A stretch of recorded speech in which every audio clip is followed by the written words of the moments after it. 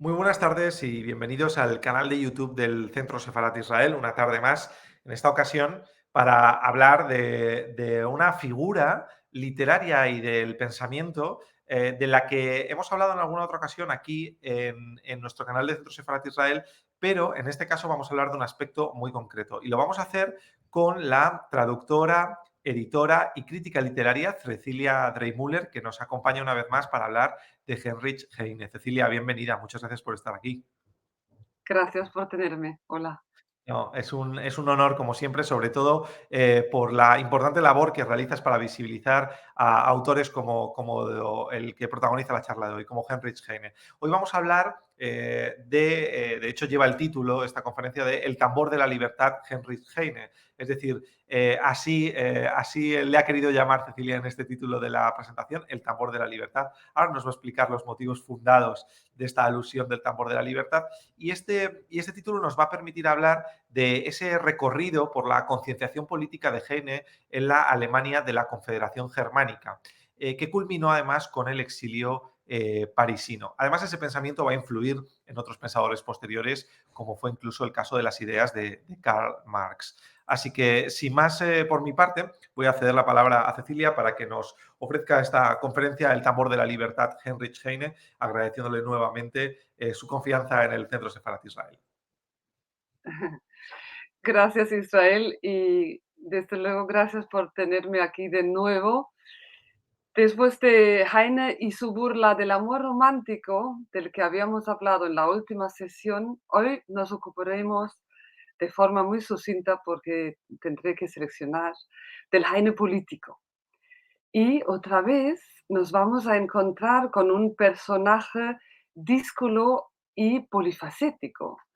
Vamos, con un personaje sumamente controvertido, porque para Heine la libertad y la justicia social iban a la par con el disfrute de la vida y de la belleza. Por eso no encaja ni con unos ni con otros. Como no se arruga ante la autoridad, el Estado lo persigue con la censura. Al ser judío, lo odian los nacionalistas. Y los revolucionarios democráticos lo desprecian porque es un patriota alemán apasionado. No había lugar para Heine en ningún sitio. Precisamente ese Heine, ay, perdón, precisamente ese Heine es el que mejor ha aguantado el paso del tiempo, para mi gusto. Para el lector de hoy resulta mil veces más interesante, creo, que el irónico trovador del amor desdichado. Incluso diría que de él podrán aprender todavía generaciones de oprimidos en todo el mundo, porque Heine es, en primer lugar, un defensor de la libertad y un inconformista. Hace lo que amamos en los grandes poetas, reivindica la libertad, denuncia los abusos de poder y no reconoce los límites impuestos por la convención a la hora de pensar y de escribir. No lo tenemos a lo mejor presente, pero sigue intacta su extraordinaria fuerza como observador crítico de la sociedad. Y emociona hoy, como hace 200 años, su fe en la llegada de tiempos mejores que salta de cada línea de su obra. Y también creo que sigue intacta su capacidad de proyectar utopías y de reírse de los pusilánimes y de los fariseos.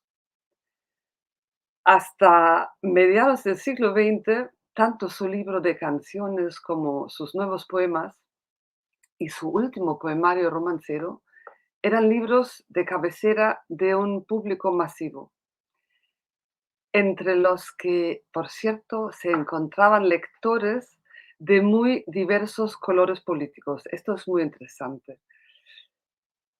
Es por eso que lo reclamaron para sí y lo citan tanto los rojos como los de las camisas negras o las pardas.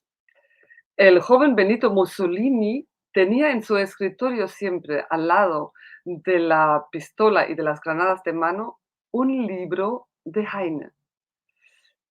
Comunistas de todos los países le han erigido monumentos, obviando que la idea de Heine del comunismo era muy otra. Heine no había sido comunista, había sido amigo y mentor del joven Karl Marx, eso sí, pero le aterraba la idea de la dictadura del proletariado. Su compromiso con los desclasados es incuestionable, pero eso no le impedía frecuentar los salones de la alta burguesía parisina o buscar la amistad de los Rothschild y vivir cuando se lo podía permitir como un aristócrata. He dicho que Heine era un inconformista y un defensor de la libertad. Esto, unido a su empatía innata y su vivo temperamento crítico, lo predestinaba para ser un autor político. Otra canción, otra canción nueva y mejor, dice en Alemania, un cuento de invierno, que es su más famoso poema político. Otra canción nueva y mejor, amigos, quiero componeros. Aquí en la tierra queremos fundar nosotros el reino de los cielos. Queremos ser felices aquí y no pasar más hambre. El viento del vago no debe engullir lo que produjeron manos laboriosas. Crece aquí abajo suficiente pan para todos los hijos de los hombres. También rosas y mirtos, belleza y placer, y no menos guisantes dulces. Sí, guisantes para todo el mundo en cuanto está en las vainas. Con gusto, el cielo se lo dejamos a los ángeles y a los gorriones. Ya lo oyen. Heine no predica disciplina de partido ni tampoco renuncia, sino el pleno disfrute de la vida. En otro texto lo dice todavía mejor. No luchamos por los derechos humanos del pueblo, sino por los derechos divinos del ser humano. Así que Heine era contrario a bandos y partidos. La pureza de la doctrina no iba con él. Era todo lo contrario de un fundamentalista y también por eso nos gusta. A la doctrina, por cierto, le dedicó un poema que se convirtió en una verdadera consigna de lucha.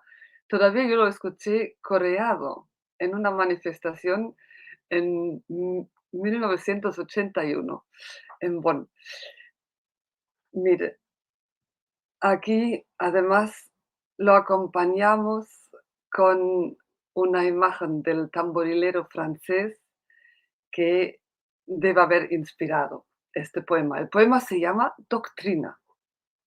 Toca el tambor y nada temas, y besa a la bella cantinera. Esta es la gran ciencia al completo, el hondo sentido de libros y folletos. Toca y saca a la gente de su sueño, sácala con un redoble vigoroso. Sigue tocando y marcha al frente. Esta es la gran ciencia al completo, el hondo sentido de libros y folletos. Esta es la filosofía que Hegel enseñó. Yo la comprendí porque soy sagaz y porque soy un buen tamborilero. Bonito. La ambigüedad, de todos modos, que se le reprochaba en el terreno político también a Heine y que impregna toda su obra, era reflejo de la época que le tocó vivir. Es la época entre la Revolución Francesa y la Restauración, a la que siguen la Revolución de 1830 y otra restauración, y luego la Revolución de 1848. O sea, es una época en la que se tambalean el orden establecido y los valores tradicionales. Es la época que produce el sujeto escindido, el sujeto moderno, y creo que por eso también Heine nos resulta próximo. En los balnearios de Lucca, esto es uno de sus muy exitosos libros de viaje, Heine nos describe en su característico tono autoirónico esa sensación predominante de que el mundo mismo se ha desgarrado. Y les, y les leo aquí este pasaje. Ay, querido lector, si quieres quejarte de este desgarro, entonces mejor quéjate de que es el propio mundo lo que está desgarrado en dos. Y como el corazón del poeta es el centro del mundo, es inevitable que en este tiempo que vivimos haya sido desgarrado de un modo terrible. Quien presuma de que su corazón ha quedado entero, lo único que hace es reconocer que tiene un corazón prosaico y alejado del mundo. El mío, sin embargo, lo atravesó la enorme grieta del mundo. Heine clava este sentimiento colectivo también porque lo ha vivido desde pequeño. En Alemania, el descaramiento general se manifiesta hasta en la organización del Estado. Estaba dividido estaba dividida en 39 estados desde la fundación de la llamada Confederación Germánica. Aquí vemos, aquí vemos el mapa. Hemos dicho en la sesión anterior que Heine nace en 1797 en Düsseldorf, antes de la Confederación Germánica, es en plena época de expansión napoleónica. Por eso, por cierto, Heine, una vez que se traslada a París, no le pueden echar de Francia porque él es ciudadano francés por haber nacido en el 1797 en un territorio que era dominio francés.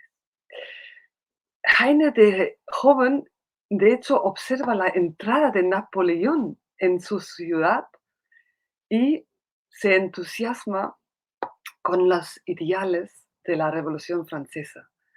Aquí vemos una imagen de Napoleón en Düsseldorf. La Revolución Francesa es una de sus pasiones principales, asegura Heine en sus memorias. La otra es el amor por las mujeres hermosas. Tras la derrota de su ídolo Napoleón en Rusia, se producen en Alemania las guerras de liberación en las que Prusia y Austria se liberan de la ocupación francesa, pero los súbditos alemanes no se liberan de los monarcas ni del clero. En los estados de la Confederación Germánica, que es justamente entonces cuando se crea, se vuelve al régimen monárquico clerical como si la Revolución Francesa nunca hubiese existido. Justamente a esta peculiar situación, con esta situación se mete Heine en Alemania, un cuento de invierno, como ahora veremos más adelante. Así que cuando estudia Derecho, por cierto, en Bonn, en Göttingen y Berlín, ya se han frustrado todas las esperanzas de reforma democrática en Alemania y se ha reinstaurado el antiguo régimen contra el que los alemanes se rebelan más bien poco. Solo en las universidades se forman focos de discusión y de protesta que serán ahogados enseguida con los decretos de Karlsbad. Aquí vemos una caricatura de una reunión típica de burgueses. Los bozales, evidentemente, se refieren a la censura. En el letrero se lee: ¿por cuánto tiempo se nos permitirá todavía pensar? Durante su estancia en Bonn, Heine es víctima de las medidas de represión con las que la policía persigue a los estudiantes. Lo relegan de la universidad por haber participado en una celebración patriótica.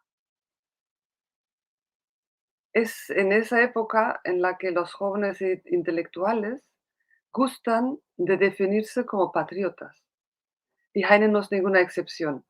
En 1820 entra en una de esas corporaciones estudiantiles.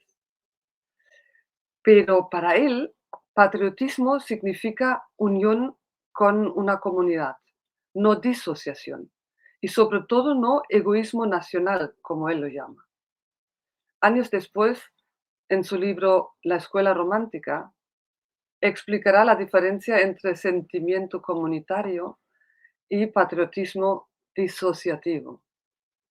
Es una definición que debería leerse, creo, en voz alta cada vez que se discute en Alemania cuánto orgullo nacional es admisible y sobre todo qué tipo de orgullo nacional. Les leo aquí la definición de la escuela romántica para que vean lo lúcido que era Heine ya a esta edad. El patriotismo de los franceses inflama al corazón que gracias al calor se dilata y agranda, de suerte que abraza con su amor no solo a los allegados más cercanos, sino a Francia entera, a toda la tierra de la civilización francesa. No, perdón, a toda la tierra de la civilización. En cambio, el patriotismo de los alemanes angosta el corazón, se contrae como el cuero expuesto al frío, detesta todo lo foráneo, se niega a ser ciudadano del mundo y se niega a ser europeo. Solo quiere ser un alemán de miras estrechas. Entonces es cuando vemos el gamberrismo idealista al que el señor Jan organizó en un sistema. Aparece la sórdida, grosera y sucia oposición contra unas ideas que son precisamente lo más exquisito y sagrado que ha producido Alemania, a saber, el amor a la humanidad, la fraternización universal y el cosmopolitismo, que siempre honoraron nuestros grandes espíritus, Lessing, Herder, Schiller, Goethe, Jean Paul y todos los alemanes cultos.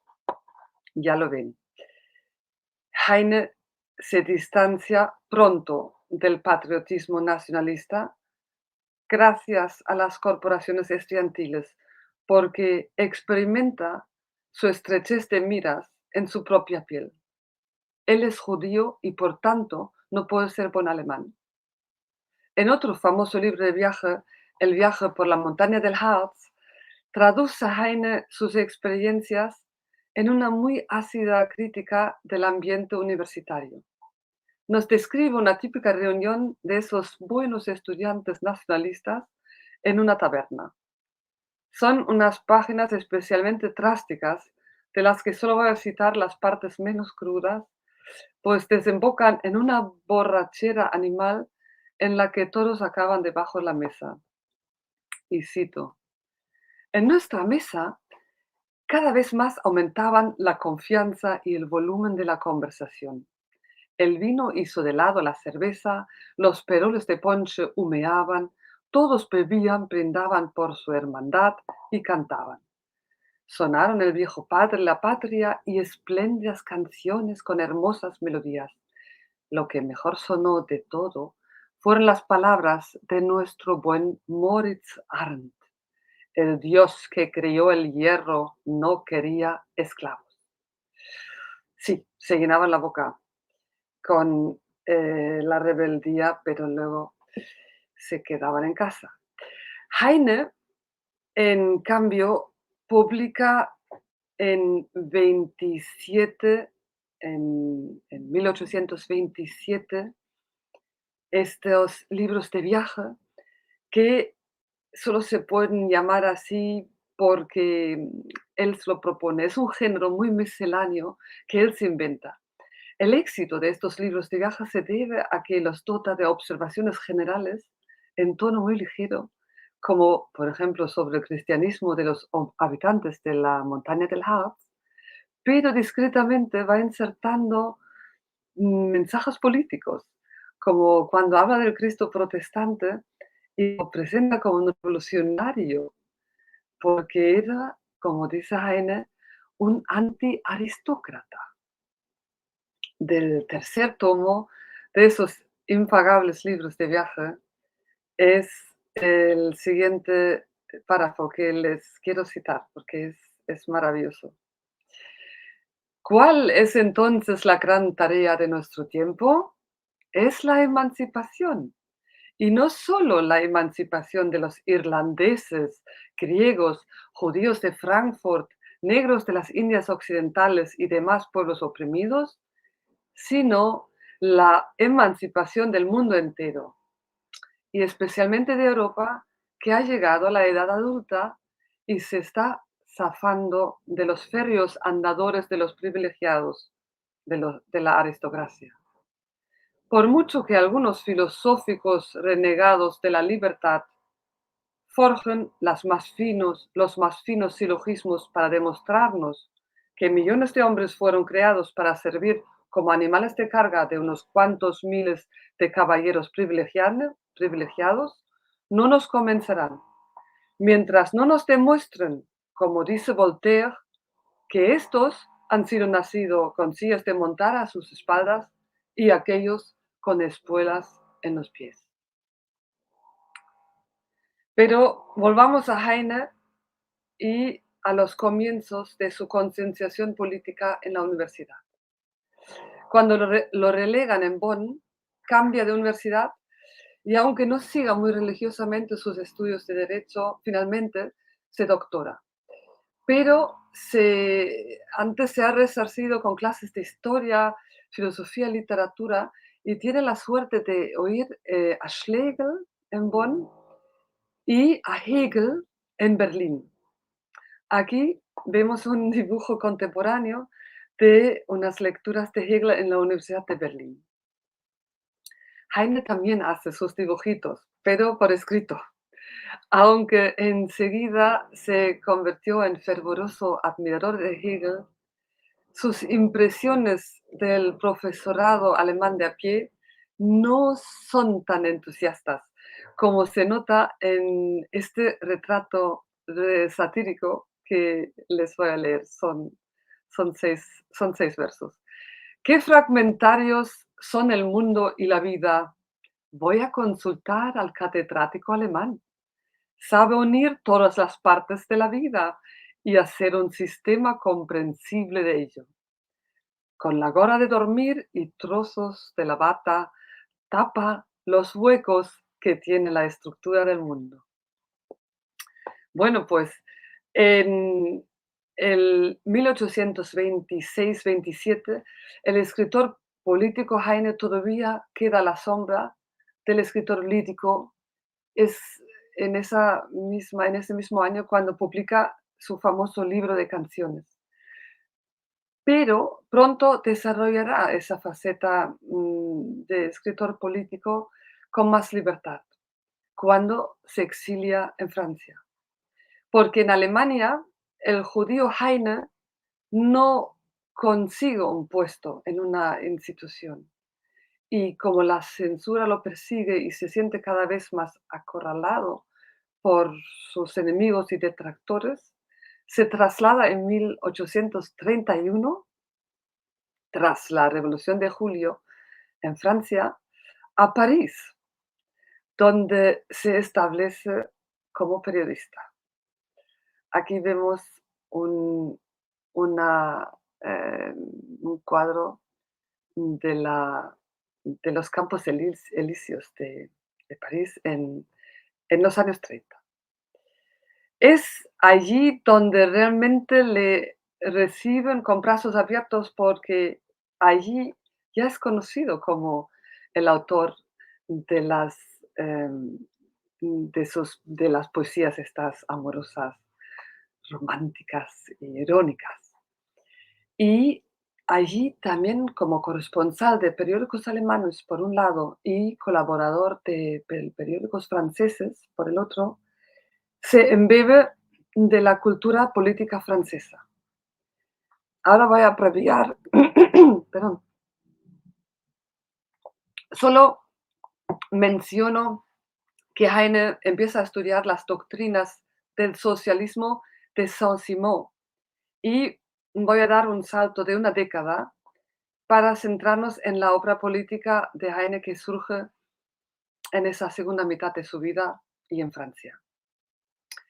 Su preocupación por el bienestar de la humanidad se agudiza al ser testigo continuo, como periodista, de la miseria de los obreros parisinos. Lo que él ya en los años 20 identificó como la gran cuestión de la sopa, es decir, cómo paliar el hambre y la pobreza, le lleva en Francia a la radicalización política.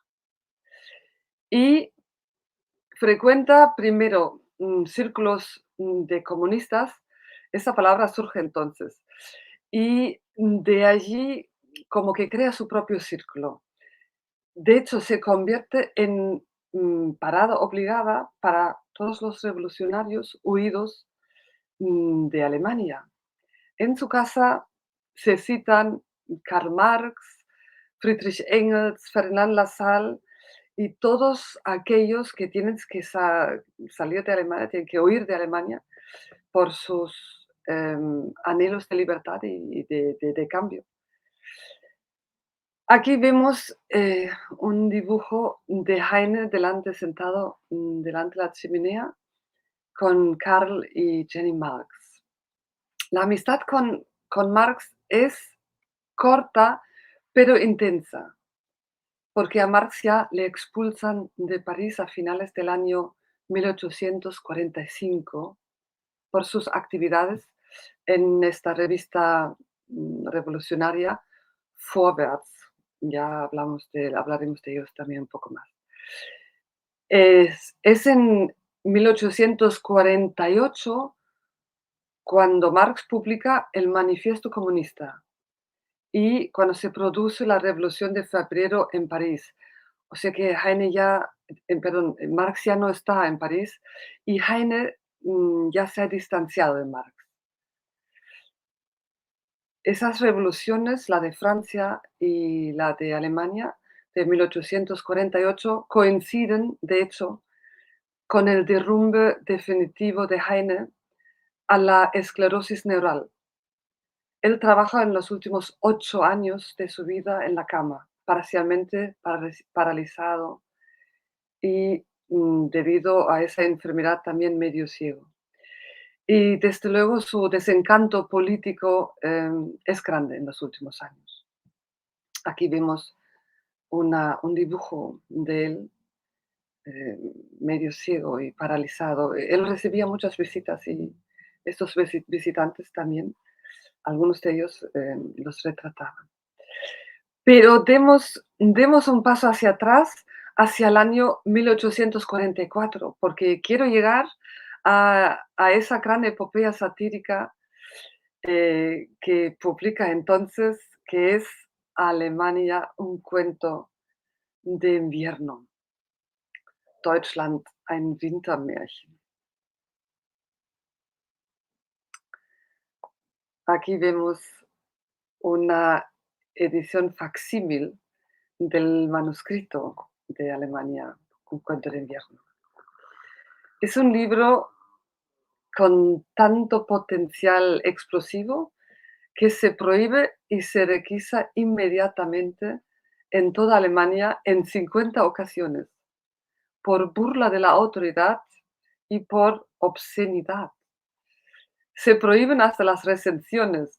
Federico Guillermo IV de Prusia está tan enfurecido que dicta en diciembre de 1844 una orden de arresto contra Heine.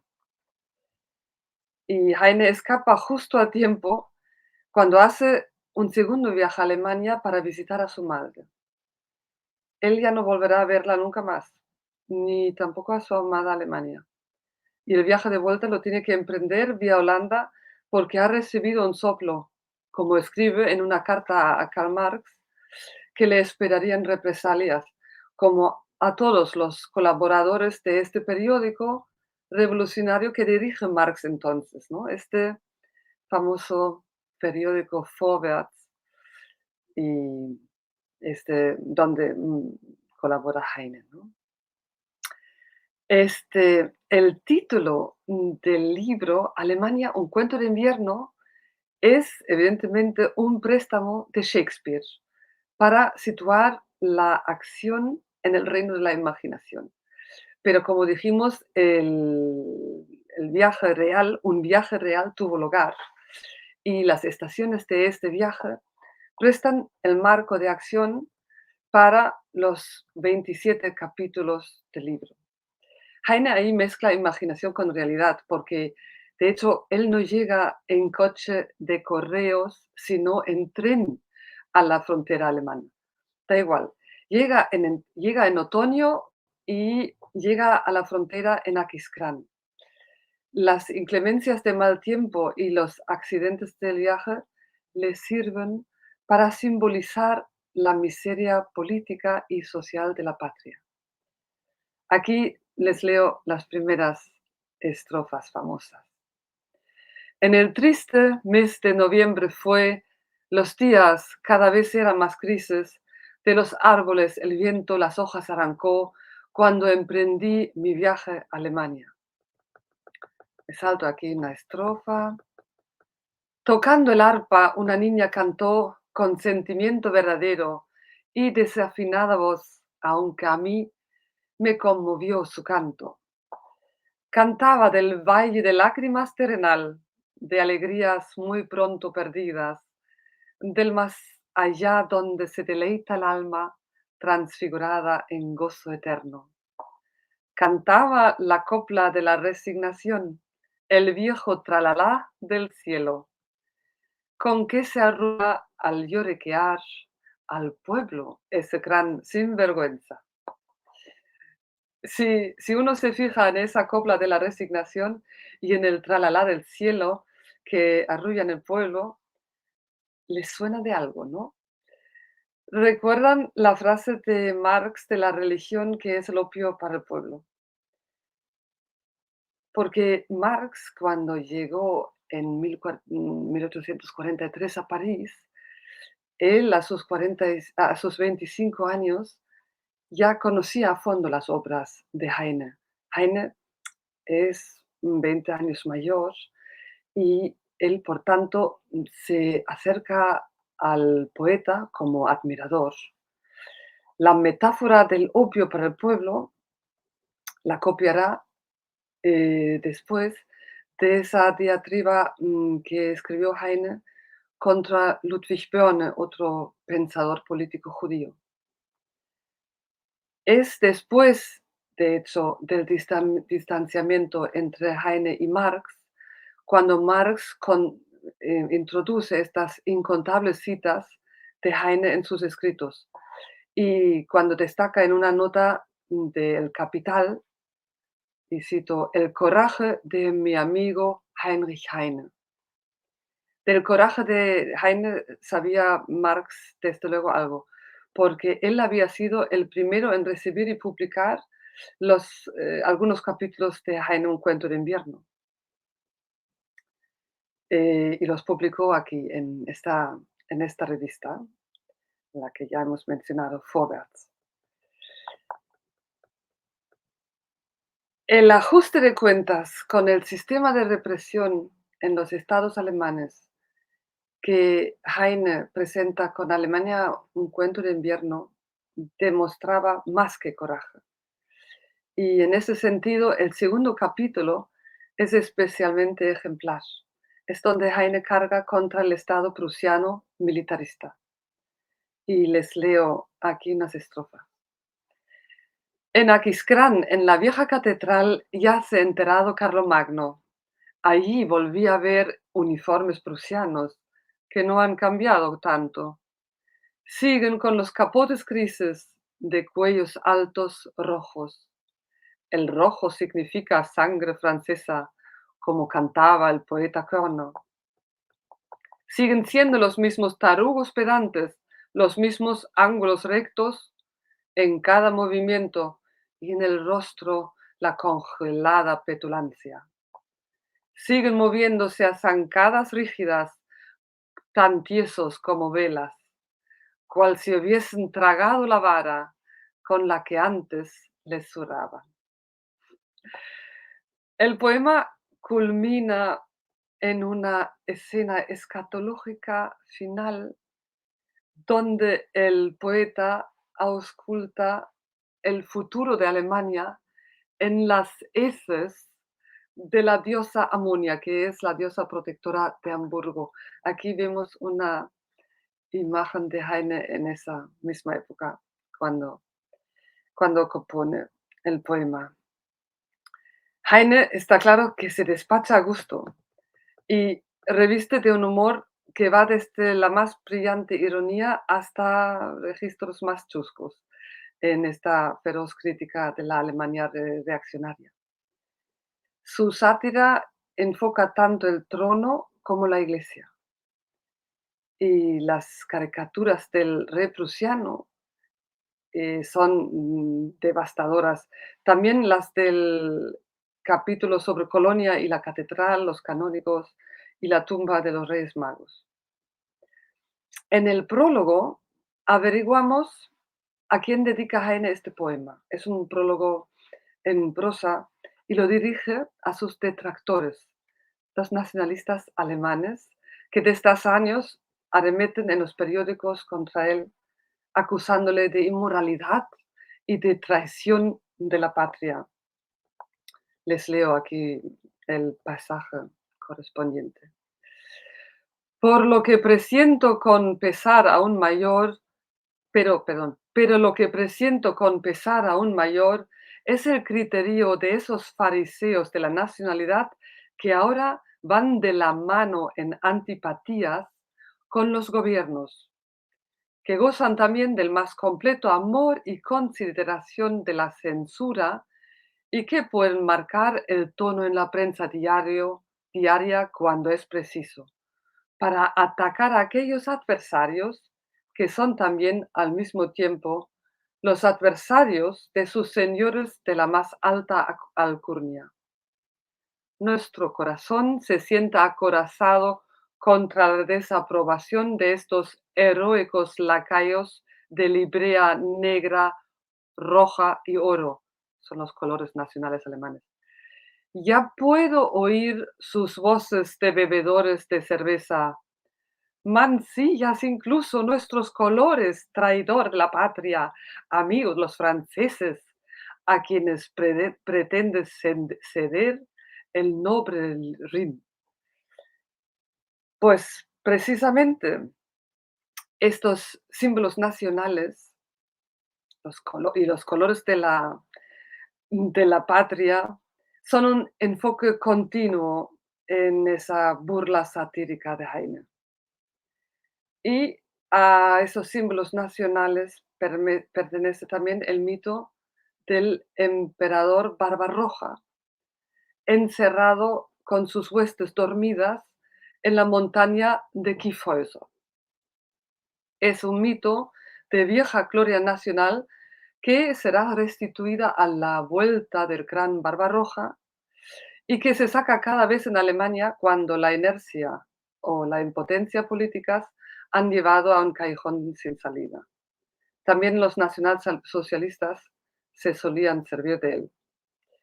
Heine lo retoma para desmontar las utopías nacionalistas del imperio y para rechazar tajantemente la idea de una Alemania imperial. Y le dedica un capítulo a Barbarroja del que les tengo que citar aquí 2 o 3 estrofitas.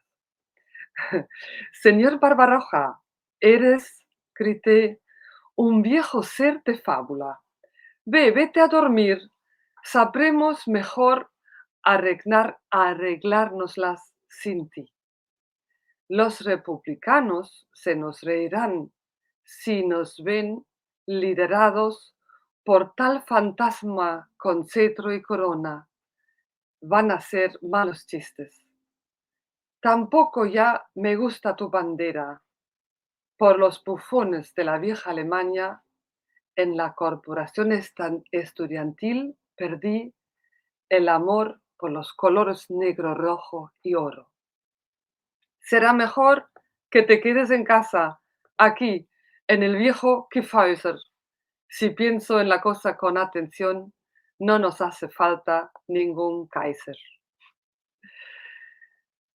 Y aquí creo que tendremos que dejar a Alemania cuento de invierno, el resumen amargo de Heine, de que la anhelada libertad y la anhelada unidad de Alemania no se va a conseguir tan pronto. Lo único que se ha conseguido en los 39 estados divididos por fronteras es la unidad aduanera.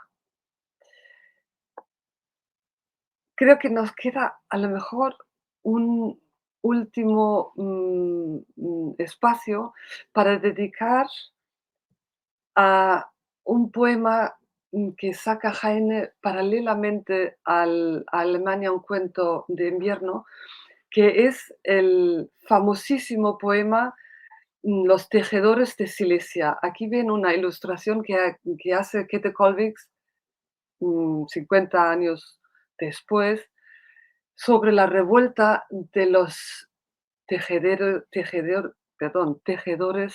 en Silesia, que allí el reproche de los detractores de Heine de ser un versificador de salón, que desdeña las vulgaridades de la realidad social, ya no se mantiene, porque esta fama de defensor de los oprimidos que adquiere con los tejedores de Silesia se difunde en todo el territorio alemán. ¿Cómo puede ser? Pues el poema primero también lo publicó Karl Marx en la revista Vorwärts, pero también se circulaba como octavillas en 50.000 ejemplares repartidos a mano y, por supuesto, es prohibido enseguida. Es prohibido enseguida porque no solo la posesión del poema se prohíbe, también se persiguen hasta los que lo recitan, porque queda claro aquí que Heine es el único poeta alemán que sabe hacerse eco de la situación deplorable de las víctimas de la incipiente industrialización en Alemania y en Europa en general, ¿no? Eh, Esos versos rimados, de con este ritmo machacón, es como, le dan como un toque de canción de protesta y ya les digo, tuvieron un impacto increíble. Tras la publicación, en, Vorwärts, Friedrich Engels lo traduce al inglés y llama a su autor el más eminente entre todos los poetas alemanes vivos. Les voy a leer solo la primera estrofa en alemán para que oigan cómo suena. Im düsteren Auge keine Träne, sie sitzen am Webstuhl und fletschen die Zähne. Deutschland, wir weben dein Leichentuch, wir weben hinein den dreifachen Fluch, wir weben, wir weben. Y en castellano la traducción suena así: los tejedores de Silesia, silenciosos, sin fe, no brilla el llanto en los ojos secos de aquella gente. Crujen sus dientes, fúnebre canto, ante el telar sentados van diciendo: vieja Alemania, tu sudario helado, ya tejen en la sombra nuestros dedos, y en el tejido vil los labios mezclan de maldición y cólera los ecos. Tejemos, tejemos. Bueno, y hasta aquí hemos llegado en este pequeño viaje por los poemas, por la obra política de Heine. Espero que hayan podido descubrir facetas que a lo mejor no eran tan conocidas y que Sin duda. Sin duda, sí, Cecilia, decías pequeño, pero intenso y sumamente enriquecedor, ¿no? Lo que aportó en su momento el pensamiento de Heine y las reflexiones que nos deja que siguen siendo igual de actuales, ¿no? En muchos casos. Así que la verdad es que es impresionante este acervo reflexivo de Heinrich Heine que te agradecemos enormemente. Ha sido un placer. El placer es nuestro y a todos ustedes muchas gracias por estar conectados esta tarde al canal de YouTube del Centro Sefarat Israel. Esperamos poder verles en próximas sesiones. Muchísimas gracias.